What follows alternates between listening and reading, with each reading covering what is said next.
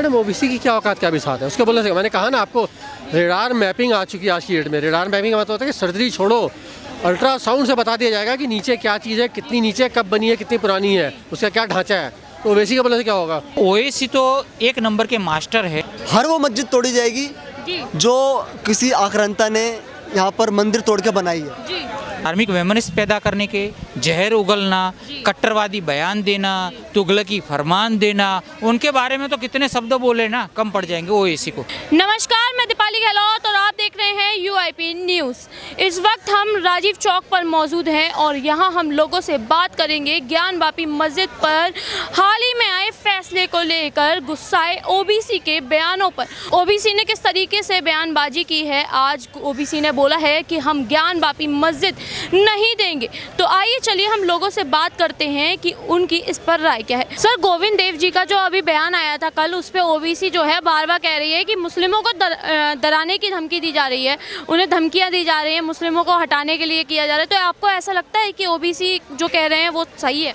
भारत एक समृद्ध परंपरा और संस्कृति का देश पहचाना जाना जाता है। संस्कृति बचे, भारत की संस्कृति सनातनी और धर्म कभी किसी को दबाने का, अत्याचार करने का इतिहास कहीं नहीं मिलेगा आपको। तो ओएसी तो एक नंबर के मास्टर है। वैमनस्य, धार्मिक वैमनस्य पैदा करने के, जहर उगलना, कट्टरवादी बयान देना, तुगलकी फरमान देना, उनके बारे में तो कितने शब्द बोले ना, कम पड़ जाएंगे ओएसी को। तो लड़वाने के, हिंदू कम्युनिटी को, मुस्लिम कम्युनिटी को कैसे लड़वाना और अपनी पार्टी का फ़ायदा, उनकी पार्टी का फ़ायदा, और कैसे वोट बटोरना, टीआरपी बटोरना, उन ओएसी का आपको देखना इतिहास।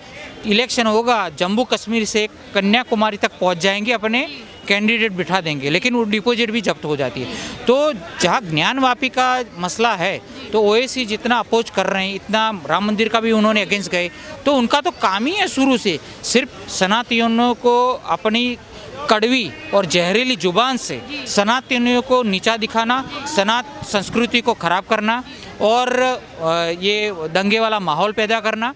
तो उनका काम है, माहौल कैसे भी गंदा हो देश का, देश की सुरक्षा पे क्या आँच आएगी उनको पता नहीं है वो। तो सर, आप एक बात बताइए कि जो है विपक्ष भी बार बार बोल रहा है कि ज्ञानवापी को लेकर मोदी जी सिर्फ खेल खेल रहे हैं 2024 के इलेक्शन का। तो आपको ऐसा लगता है?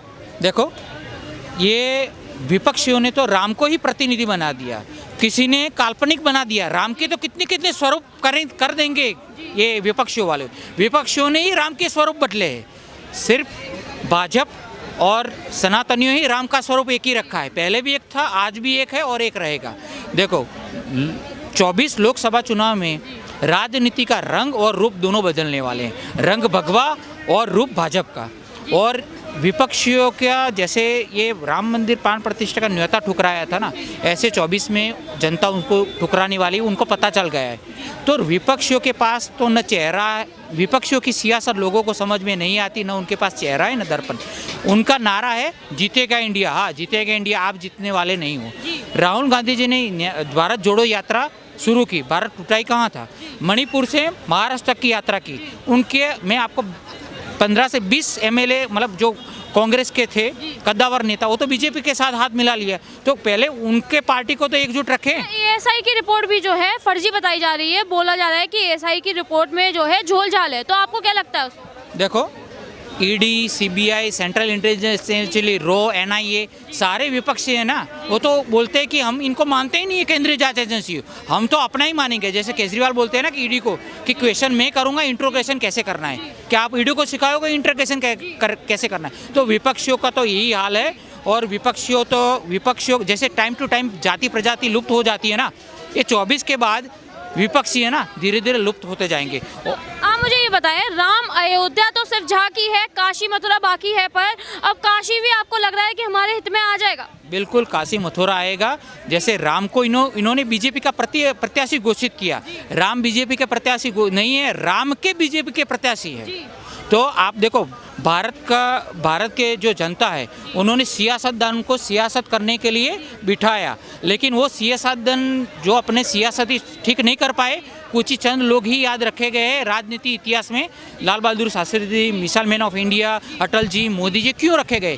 क्योंकि उन्होंने देश की सुरक्षा, संस्कृति और आर्थिक तरक्की और मतलब पूरे एंगल से छोटे से छोटे, बड़े से बड़े वर्ग को ध्यान पे योजना लाई और तरक्की पे भारत जाए, वैसी वो काम कर रहे थे। लेकिन विपक्षियों का काम ही है रोड़ा डालना और कैसे भी वो मौजूदा सरकार को डिस्टर्ब क्या कैसे कर पाए, उनका वही एक ही एजेंडा है कि मोदी जी को काम करने देना नहीं है। देखो, इनको दो ही नाम से दिक्कत है विपक्षियों को, जय श्री राम और मोदी। दो नाम हटा दो तो दिक्कत ही नहीं है।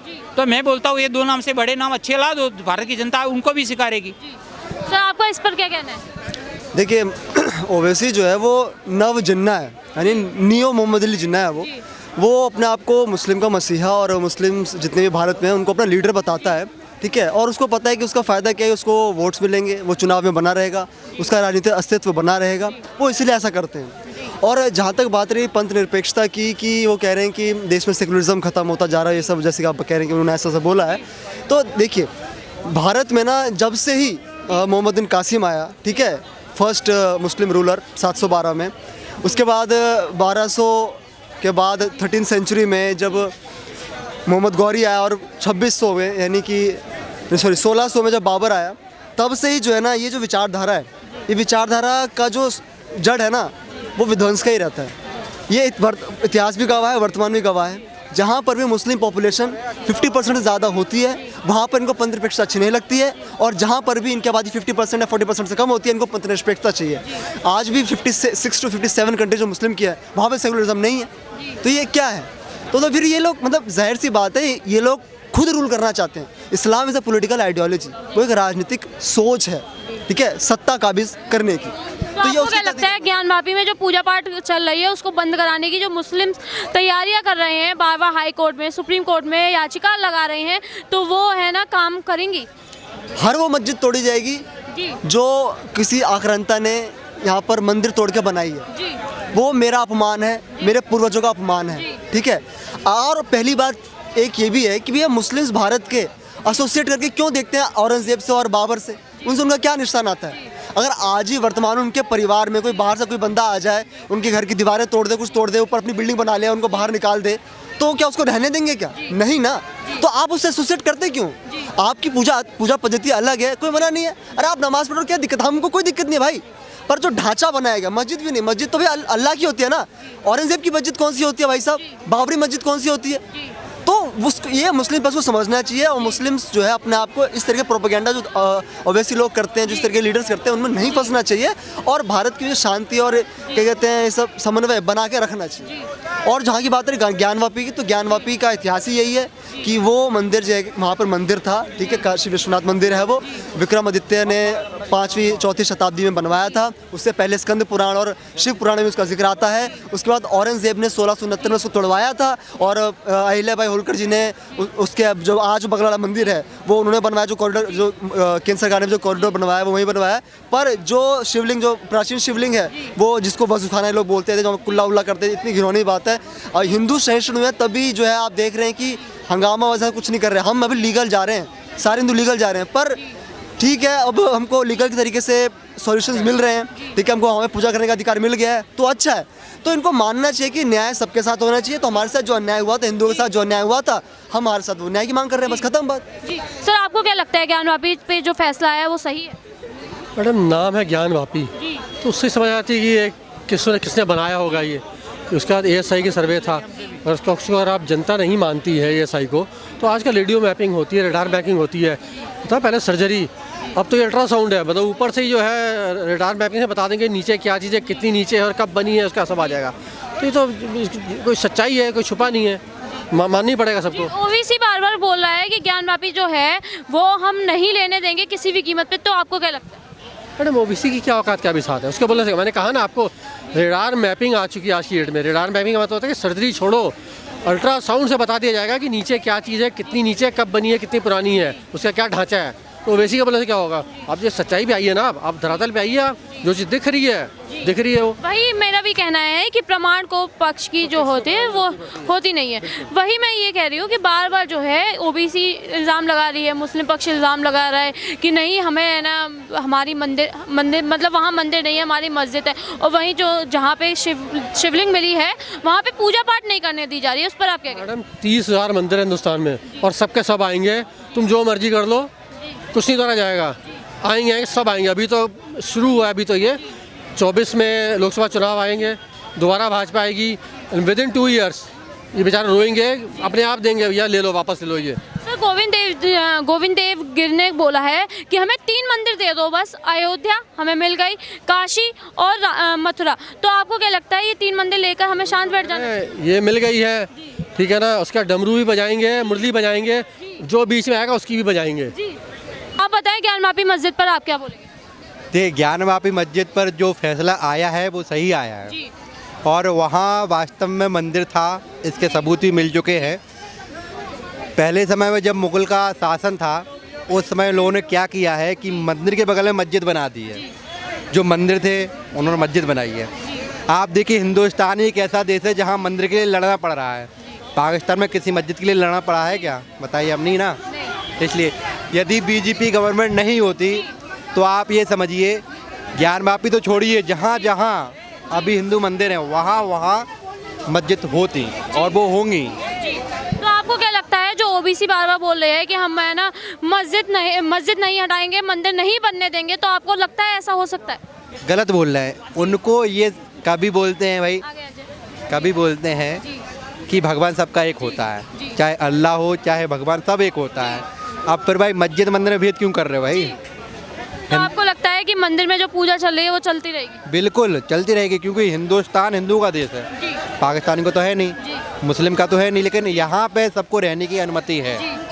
भाई सभी रहो, अपना प्रेम से रहो, और वैसे हमारे हिसाब से तो मंदिर ही होना चाहिए और मंदिर में ही पूजा। विपक्ष बार बार बोल रहा है कि ज्ञानवापी को लेकर और राम अयोध्या सारी जगहों को लेकर जो है बीजेपी सरकार यानी कि मोदी जो है एक सिर्फ 2024 के चुनावों के लिए ये सारा षड्यंत्र रच रहे हैं। नहीं, अच्छा ये बताइए, यदि 2024 के किया होता तो 1 साल में मंदिर बन जाता क्या? नहीं बनता ना।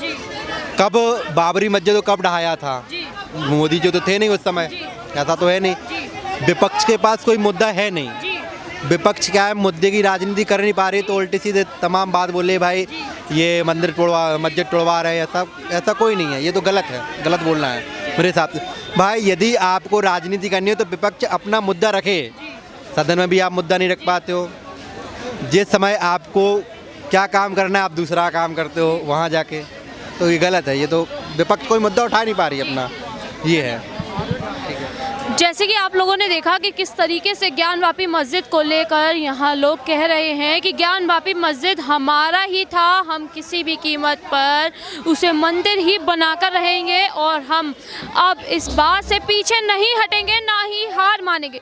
तो आपको क्या लगता है ज्ञानवापी मस्जिद पर जो कार्रवाई चल रही है वो पूर्ण तरीके से मंदिर में डाइवर्ट हो जाएगी, मंदिर बन जाएगा वहाँ पर? तो आप अपनी राय हमें कमेंट सेक्शन में ज़रूर बताइए। ऐसी अपडेट्स के लिए देखते रहिए UIP न्यूज़। धन्यवाद।